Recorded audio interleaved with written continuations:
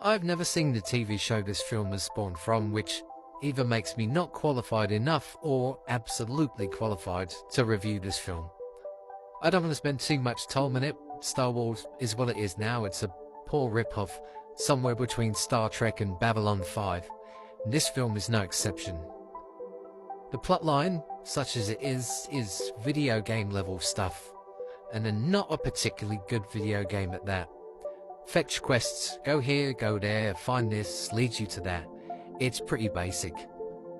The whole film is like watching boring cutscenes loosely connected to boring action set pieces, each one exactly the same as the last one but in a different location. Again, I've never seen the TV show, but no one can convince me that this isn't a glorified double episode of it.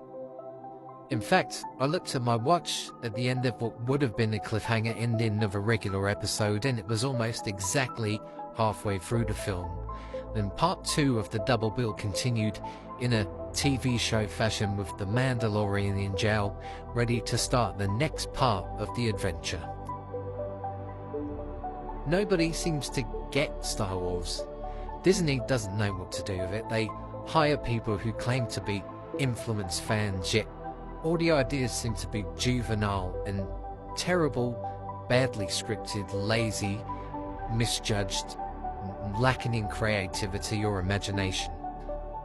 Really, nobody's understood Star Wars since 1983, and with every new entry, they are always at pains to link everything back to the original trilogy. This entry decided, in a really silly move, to have a Hutt as essentially the second lead.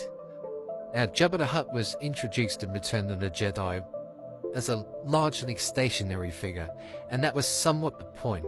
He was so powerful and menacing, he didn't need to move around. He could command his empire from his throne room. And to paraphrase Goodfellas, Jabba might have moved slow, but that's because Jabba didn't have to move for anybody. The other reason he didn't move was practical. You could have a wonderful creation from ILM Lucasfilm who didn't need to move. In fact, if he moved around, and I'm looking at you, Special Edition, he would have looked silly. So, the Mandalorian and Grogu takes the unwise decision to include the fully mobile son of Jabba the Hutt. Now, I know he's Jabba the Hutt's son, because he tells me he's Jabba the Hutt's son at every single opportunity he gets. He looks ridiculous, squishing around the screen. He steals a car at one point, which may be the most unintentionally hilarious moment of the movie. Another thing modern Star Wars doesn't understand is world building. At various points, the filmmakers of this entry insist on breaking your immersion for reasons I don't fully understand. It's either a lack of creativity or ego, or both. In the original Star Wars, Luke is at the breakfast table, a futuristic, otherworldly breakfast table, and he's drinking a blue drink, which for some reason everybody thought was blue milk. I don't know why we thought it was milk, but that's what it came to be known as. We unfortunately got the origin story of the blue milk in The Last Jedi, but the less said about that, the better. The point of the blue milk was to immerse you in a different world. If the drink was red or yellow or Coca-Cola coloured, then we would identify as such. There aren't many drinks that are blue, and that was the subtle genius of it. That was the point of it. It puts you in a completely different world. In contrast to this tiny bit of immersion, in The Mandalorian, we go to a planet, we're hovering over it, it looks like a cityscape. He lands, gets out in what may as well be the set of Blade Runner. You've got what is essentially a rain-drenched Chinatown with Asian people cooking street food. They approach a four-armed CGI Martin Scorsese, don't ask, who makes Baby Yoda a square kebab from a floating piece of meat.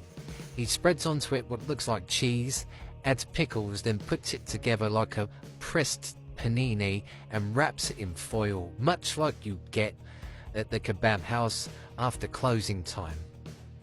And this shouldn't be in a Star Wars universe. The reason it works with Harrison Ford eating noodles in the futuristic Chinatown in Blade Runner is because it was Earth. and it made sense. You can't put real-life things into Star Wars and expect to sustain your disbelief. I've always hated it when Han said, "I'll see you in hell" in The Empire Strikes Back, because him using the word hell indicates that there's some sort of Judeo-Christian belief in heaven and hell in a galaxy far, far away, which breaks the immersion. It's always bugged me, and it still bugs me now. There are other things as well that break the immersion in The Mandalorian.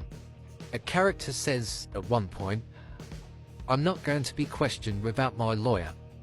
And why is a clunky line like this allowed to be in the first Star Wars movie in years? You may think I'm nitpicking, but it's small details like blue milk or asking for a lawyer that make a difference. At another point, we're in a swamp where we're introduced to another English-speaking alien creature, but instead of using their imagination, he is sat on a rocking chair, and behind him he is smoking fish for his dinner. It could be in the bayou somewhere, it could be anywhere in the Everglades, or even Red Dead Redemption 2. You could have the exact same scene in any film set in the Deep South. It's a staggering lack of imagination. The Jabba the Hutt's CGI animated son talks with a thick American accent, kind of a stoner, surfer, do-bro accent. He's not happy with his life. He's getting a massage at one point, another indicator that we are in earthly realms. It doesn't work. He shouldn't be talking with an American accent. He shouldn't be ripped. His dialogue and flat phrasing don't fit the character that we're looking at on the screen. It's weird and it's comical. It doesn't make sense to me. It's dumb and it's stupid, and maybe the TV show is dumb and stupid, I don't know. Maybe this all works perfectly within the canon. There's a big set piece where Jabba the Hutt's son and the Mandalorian are forced into a gladiatorial contest with aliens. There's another set piece with a big snake thing. There's a set piece with droids and a bounty hunter, a couple of chase scenes. During these, the Mandalorian himself is actually a bit rubbish. He keeps getting captured and saved several times throughout the film, but there's never any sense of peril at any point. The enemies are too easily defeated. No real danger is ever established, and escape is always an option. And yada yada yada. It pays homage to a few other films here and there: Top Gun, Flash Gordon, Labyrinth, and bizarrely RoboCop 2. I checked out long before the ends. The whole thing's boring, infuriating, and pointless in equal measure. If this is the best that Disney has had to offer in years, if this is their marquee film, if this is what $160 million gets you, then Star Wars is in a worse place than I thought it was. It died years ago and they just keep on killing it. The only thing in this movie that should get any praise is Sigourney Weaver's plastic surgeon, because she looks absolutely fantastic. And this film's a lot like Groundhog Day, but with less Andy McDowell and more Babu Frick.